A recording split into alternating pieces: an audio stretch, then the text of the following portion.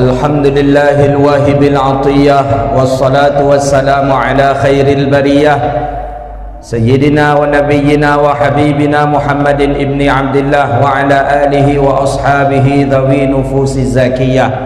Subhanaka la ilma lana illa ma 'allamtana innaka antal alimul hakim. Rabbi yassir wa la tu'assir ya Rabbi tammim bi khair.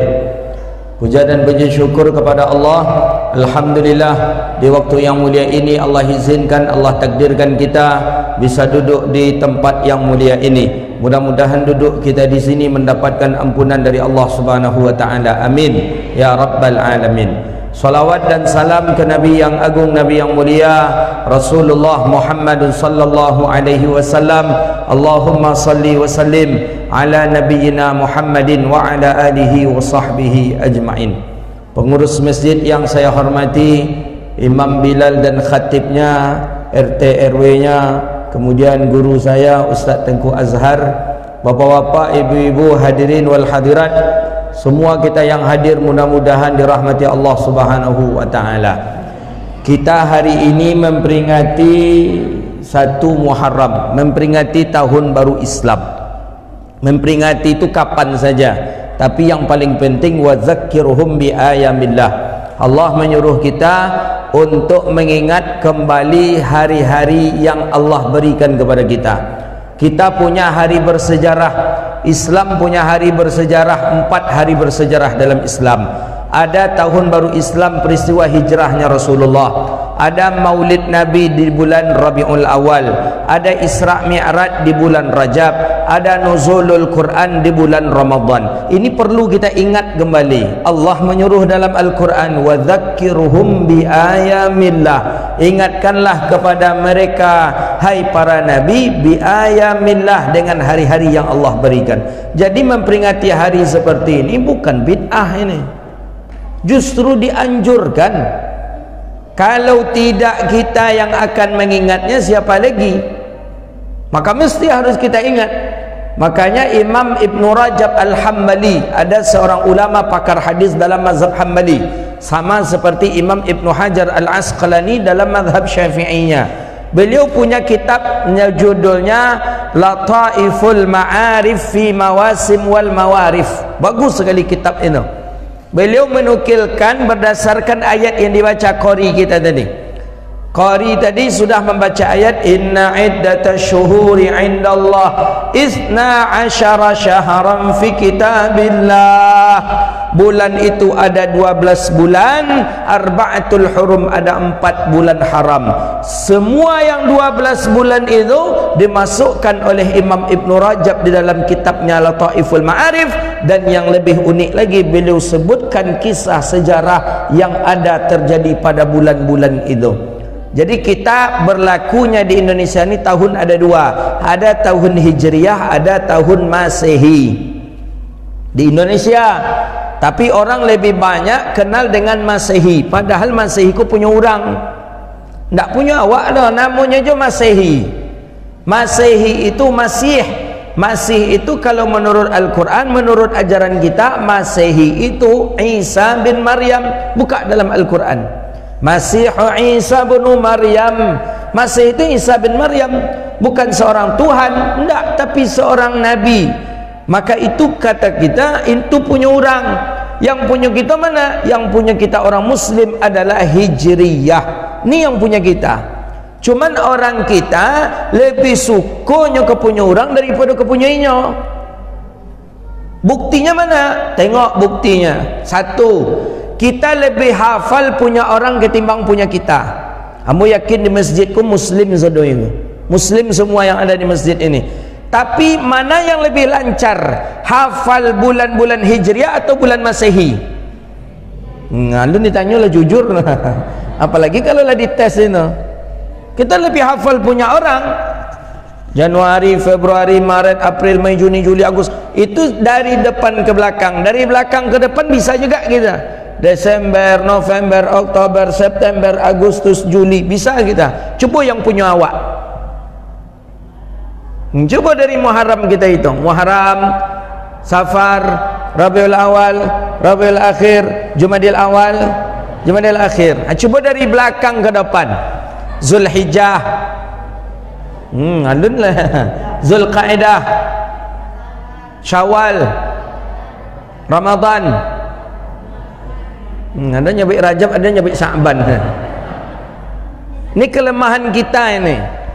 Ini kelemahan kita. Ini sudah diperingati, apalagi tidak diperingati. Lebih lagi orang tak hafal, tak tahu dengan Syahrullah, tak tahu dengan bulan-bulan Allah. Maka oleh karena itu, mulai dari sekarang nih, kita mesti harus punya dua kalender. Ada kalender Masehi, ada kalender Hijriah. Masehi ini tak pula kita tinggalkan. Perlu juga kita melihat Masehi ini, karena orang PPKM menghitung pakai Masehi. Sampai bila PPKM pakai Masehi, bukan pakai Hijriah. Jadi Masehi ini penting. Masehi ini penting, tapi jangan tinggalkan Hijriah. Dua, orang kita membuat nama anak, jarang orang kita membuat nama anak pakai Hijriah. Lebih sering pakai bulan Masehi. Iya, lahir anak bulan Agustus, dia nama anak Siti Agustina. Kalau orang Ocu dia imbau Agui. Lahir anak bulan November, dia nama anak Siti Nafriamris. Atau lahir bulan Juli, nama anak Ahmad Julianto. Bulan Juni Ahmad Juni Niatno. Ayahnya Muslim, amaknya Muslim, tapi nama anak nama Masehi. Apa salahnya pakai bulan Muharram? Lahir anak bulan Rajab, nama Ahmad Rajab. Ada di Mesir, orang kaya nomor 2 terkaya di Mesir, namanya Aulad Rajab. Itu supermarket di Mesir seperti Indomaret, Alfamart di kita, itu Aulad Rajab. Namanya Aulad Rajab. Nama ayahnya Rajab. Bisa, ini bangga, ini punya kita. Lahir anak bulan Ramadan, dia nama Siti Ramadanis. Bisa di mau Siti, bisa di mau Rama, bisa di mau Manis. Lahir anak bulan Muharram, lagi ke sini nama anak Ahmad Muharram. Ahmad Muharram, panggilannya Ahmad, jangan haram bulan bongi ayah apa. Jangan haram bulan bongi ayah. Nih, jadi awak tu yang tak cinta kepada punya kita. Maka oleh karena itu, wadzakirhum bi ayamillah. Kita mesti harus mengingat kembali bulan-bulan yang Allah ciptakan. Maka di antara bulan yang Allah ciptakan 12 bulan, arba'atul hurum, ada 4 bulan haram. Mana 4 bulan haram? Thalathatul mutawalliyat, 3 berturut-turut dan 1 terpisah. Mana 3 berturut-turut? Muharram, Zulqa'dah, Zulhijjah, Muharram. 1 yang terpisah, Rajab. 4 ni bernama bulan haram. Ni kita bulan haram, hari ini berada di bulan haram. Apa maksudnya bulan haram? Allah melanjutkan dalam Al-Quran, tak boleh kita berbuat zalim di dalamnya, tak boleh kita berbuat maksiat di dalamnya. Kalau dalam riwayat hadis Imam Ibnu Katsir dalam kitabnya Tafsir Quranul Azim, hadis riwayat daripada Abi Qatadah, fayudha'af dzanbah, maka Allah lipat gandakan dosa kalau kita berbuat maksiat di bulan Muharram. Itu kata Imam Abi Qatadah, diriwayatkan oleh Imam Ibnu Katsir. Kalau kita buat maksiat di bulan Muharram, Allah lipat ganda dosa. Jadi kalau kita nak bergunjang, asal yang kawan wak tadi, besok lah ya habis bulan kau baru bersabui gunjang. Berdosa juga, cuman tak sekadang berdosa di bulan Muharram. Ketika kita nak memfitnah orang, tunggu lalu ya besok habis bulan kau baru bersabui besok. Karena dosanya besar.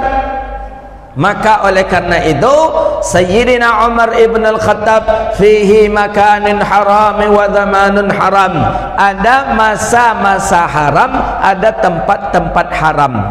Mana tempat haram? Hadis dalam Bulughul Maram, Imam Ibnu Hajar Al-Asqalani Asy-Syafi'i mana menukilkan hadis haram itu ada 2, haramun Ibrahim wa haramun Nabi. Haram Ibrahim itu tanah haram Makkah, haramun Nabi yang diharamkan oleh Nabi Muhammad itulah Madinah. Itu namanya tempat haram. Jadi ada tempat haram, ada waktu haram. yang waktu haram 4 bulan, Zulqa'dah, Zulhijjah, Muharram, Rajab. Sedangkan tempat haram ada 2, Makkah dan Madinah. Makkah Masjidil Haram, Madinah pun sekitar tanah haram yang diharamkan oleh Rasulullah sallallahu alaihi wasallam. Maka apa bedanya? Tidak ada beda. Apa kesamaannya? Banyak kesamaan. Tanah haram ni tanah yang mulia, maka bernama tanah haram itu tanah suci. Orang kalau ke Makkah apa katanya? Mohon izinnya, maaf lahir batin, hamba mungkin minggu besok pergi ke tanah suci. Haram tanah suci, bulan haram pun bulan suci. Saking sucinya tanah haram ni, Sayyidina Umar ibn al-Khattab dalam riwayat hadis, tak pernah beliau buang hajat, buang air besar di tanah haram. Tak pernah. Jadi Umar ibn al-Khattab ketika terasa perutnya akan qada'ul hajat, ketika perutnya akan buang air besar, diambil kudanya, langsung dia keluar tanah haram. Barulah di sana dia buang air besar. Kenapa? Karena memuliakan tanah haram, tanah suci. Kini jamaah haji, jamaah umrah anunya, di mana kita buang air kecil, buang air besar? Di samping Ka'bah, dekat Masjidil Haram tu kita buang air. Padahal ini tanah suci. Bukti tanah suci yang kedua, tengok dalam ayat sudah Allah jelaskan, begitu besar tulisan pelang warna hijau tertulis, apa kata raja? Bidayatul haram mamnu'u li ghairi muslimin. Permulaan tanah haram dilarang masuk bagi orang non muslim. Orang kafir tak boleh masuk tanah haram. Kenapa? Karena tanah haram tanah suci. Kafir suci. Nah, orang kafir itu bernajis. Bukan saya yang mengatakan, Allah dalam Al-Quran, innal kufr najis. Orang-orang kafir itu bernajis. Di mana najisnya? Najisul hukmi wa najisul aini. Najis berupa hukum, dan begitu juga najis memang ain najis itu ada di dia. Mana contohnya? Contoh kecil saja. Orang kafir ketika dia dewasa, dari kecil sampai dewasa sampai mati, orang kafir tidak kenal dengan sunat khitan. Kenal tak kafir? Tidak. Disitulah letak najis tu. Kita dari kecil najis ni sudah dibuang. Ya walaupun kita memang agak terlambat, Pak. Kita Indonesia termasuk terlambat anak-anak sunat. Kita sunat anak-anak usia berapa? Kelas 5 SD, ada yang kelas 6 SD. Terlambat. Kalau melihat orang Arab, orang Arab khitan itu anaknya usia 7 hari. 7 hari usia anak, langsung anak dibawa ke tabib dokter, langsung dipotong, langsung disunat. Sebenarnya mana yang bagus? Bagus kecil. Lebih elok ketika kecil dibandingkan besar. Kenapa? Ketika kecil itunya masih ketek. Yang kedua, yang dipotong tu pun sedikit. Ketiga, sakitnya pun sebentar. Keempat, sembuhnya cepat. Karena tangan anak-anak tadi kan belum sampai ke situ lah. Tangan orang besar sudah sampai ke situ. Anak-anak masih di bedung, maka cepat sehatnya. Cuman ada mitos orang kita, katanya kalau anak tu terlampau keteknya disunat, lambek godangnya kan. Kalau bahasa kampung kami tonceknya kan. Apa bahasa Indonesia itu? Teroncat. Apa bahasa Indonesia? Kerdil. Nah, kerdil. Enggak, itu mitos itu. Orang Arab buktinya. Orang Arab usia 7 hari khitan, orang Arab usia 7 hari sunat, badannya besar-besar.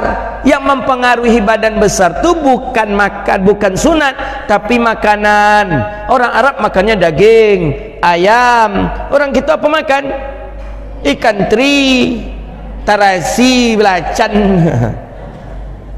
Wah, maka oleh karena itu enggak. Jadi yang bagus itu kecil. Ketika kecil itulah kita yang bagus untuk dikhitan. Jadi kita ini agak terlambatnya. Terlambat. Maka kafir disebut najis. Tak boleh orang kafir masuk Masjidil Haram. Tak boleh orang orang kafir masuk tanah haram. Kenapa? Karena orang kafir membawa najis. Itulah dibawa dari kafir. Kita alhamdulillah itu sudah kita buang. Kan dipotong itu dibuang. Yang dibuang itu kan kulitnya, kulfun namanya dalam bahasa hadis itu. Kulub itu yang dibuang lipatannya, kulitnya, bukan isinya. Kalau isi itu masa depan tuh Bapak, jangan buang boleh. Masa depan awak tu jangan dibuang boleh, pertahankan itu tu. Jangan dibuang, yang dibuang tu apa? Kulitnya, kulfun. Kenapa itu dibuang? Karena itu mengandung penyakit dan najis. Alhamdulillah, summa alhamdulillah, kita dari kecil itu sudah dibuang. Kita dari kecil itu sudah dihilangkan dari tubuh kita. Penyakit hilang, najis pun hilang daripada tubuh kita. Jadi kita ni agak terlambat nih Bapak Ibu. Kita orang Indonesia khitan anak-anak terlambat. Kita agak terlambat. Ya, cuman macam mana pula ya? Di kita ni banyak acara adat. Di kita ada adat walimah khitan namanya. Itu dibaca marhaban, datang orang sekampung, dia sembelih kambing. Itu datang tu. Datang menengok. Yang biasanya yang cok menyilau itu menengok tu amak-amak biasanya tu. Mak-mak bawa amplop, bawa piti, beko disilau lah kain saruang anak bujang tadi. Capek kariang yo, celah hanya saruang yo piti di bawah bantalnya beko. Tu acara adat di kita walimah khitan. Datang je ibu-ibu celah capek sehat yo, cenya silau itu dah letaknya tu. Jadi ambo sempat protes, saya pernah protes. Jadi kata saya, ibu-ibu amak-amak, apa ditengok je itu kata malah. Jangan ditengok je, kalau nak bagi piti lagi aja lah piti kata malah. Ada orang tua di kampung saya itu, nenek-nenek sudah meninggal dunia. Apa kata dia? Ustaz nak tahu iko kodoh kecil. Apa lo ni tak tahu kata malah? Tak tahu. Alan sampai kaji ustaz ke sekolah ke cik amak tu. Apa tu ke cik amak lo? Semakin acok iko ditengok dah orang padusi semakin capek kariangnya katanya. Iyo ibu-ibu. Ibu-ibu kau nak tahu kata. Ya. Ya makanya setiap acara apa sampai kini di daerah kami macam tu. Di bojo orang seorang cilau yo di ibu ke capek kariang yo celah tu tutik lo kain saruang ke balik. Kan awak bersunik kan pakai kain saruang tu kan. Kain saruangnya bergantung tu. Iyo papa. Kalau indak berarti lun sunik papa le tu. Lama papa ko menjawab kan iya kan pakai kain sarung tu Yang ujung aku batambek pakai batu, pakai kerikil. Tali tadi bergantung tu datang amak-amak capek kariang yo, capek sehat yo kata. Disaliknya nyepiti di bawah bantal. Ikutnya silau itu kain saruang tadi. Sampai kini tradisi itu ada di daerah kampung kami. Jadi anak kemenangan kita siap siap bersunek. Jadi kata mau lah. Jangan mau dilihat ibu-ibu tu lagi, mak-mak tu kata dia. Kata mu kepada anak, kepada kemenangan. Langsung dijawabnya, biarlah omnya kata. Kan dapat duit kecilnya lah. Jadi nak mengapa wah? Kan dia lagi duit kata tiba orang cek lagi jo duit. Jadi cek tiba dia lagi jo piti cek. Ayo penyewaan lahnya mula. Yang masalahnya tu besok maruah anak ni nanti jatuh. Iyalah okeynya menjadi orang biasa. Ketikanya menjadi imam besar besok macam mana? Ini sedang jadi imam suaranya indah. Yang menjadi makmumnya amak-amak yang pernah menyilaunya dulu. Tentu lain terfikir amak-amak. Memang rancak suara imam pada imam tu sunek dulu awak pernah nengok ada kejadian kan? Jadi tasawur tadi itu tak elok. Jadi adatnya elok, adat elok, tapi tasawur setelah adat itu yang tak elok. Waqi'iyahnya tak jumpa kita. Tapi macam mana itu adat di daerah kita. Arab tak kenal adat seperti itu. Adat-adat seperti itu tak kenal dia. Makanya anak usia 7 tahun mereka khitan. Kita anak usia berapa? Kelas 6, kelas 5, kelas 4 SD dikhitan. Ya tidak ada masalah, cuman terlambat untuk mensucikan kotoran yang ada pada anak. Maka orang kafir najis. Kenapa kafir bernajis? Kulfun, mulai daripada dirinya sampai kepada ma fi batnihi, apa-apa yang ada di dalam perutnya, minal haram, daripada haram. Semua yang haram ia makan. Yang haram sesuatu yang menjijikkan ia makan. Darah, nanah, darah. Ya, kalau dulu kafir Quraisy dulu sampai nanah pun dalam riwayat hadis Umamah al-Bahili. apalagi hewan-hewan yang haram dia makan, hewan-hewan yang kadang tidak disembelih dengan cara yang halal dia makan. Dia menginginkan monyet, itu saya nampak kali ini. Dia menginginkan monyet, dilemparnya monyet itu pakai batu besar, pop, monyet tadi jatuh. Monyet belum mati, diambilnya monyet ini langsung dilemparkannya ke dinding sampai monyet tadi mati langsung dia bakar dan dia makan bersama-sama. Islam tak mengenal itu. Islam mengenal dengan cara zabihah, fa ahsinut tasbih, baguskan sembelihannya dengan pisau yang tajam, dengan membaca kalimat la ilaha illallah bismillahirrahmanirrahim, dengan masak yang halal, tidak boleh bercampur dengan darah. Itulah Islam memuliakan suatu makanan yang ada pada diri kita.